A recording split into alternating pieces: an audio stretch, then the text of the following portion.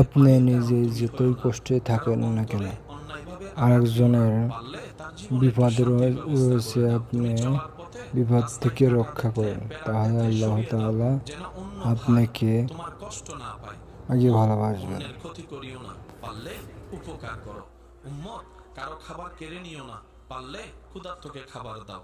এক কথায়, পৃথিবীর মালিক আল্লাহ তোমাদের কাছে আমানত দিয়েছে, আমানতদারিকে আমানতের মধ্যে রাখো। পৃথিবীকে ধ্বংস করিও না, পৃথিবীকে নষ্ট করিও না, পৃথিবীকে অশান্তি করিও না। কোরআন যে কথা বলে, লা তুফসিদু ফিল আরদে, রব বলে আমার জমিনে তোমরা ভাড়াটিয়া থাকতে দিয়েছি, মালিক কাউকে বানাইনি। সুতরাং জমিনে তোমরা ফাসাদ করিও না, অশান্তি করিও না, তর্ক বিতর্ক করিও না, জামিলা করিও না, রক্তপাত করিও না।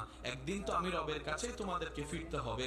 নবী বলে, উম্মত রে, যেভাবে পারো অন্যকে ভালো রেখে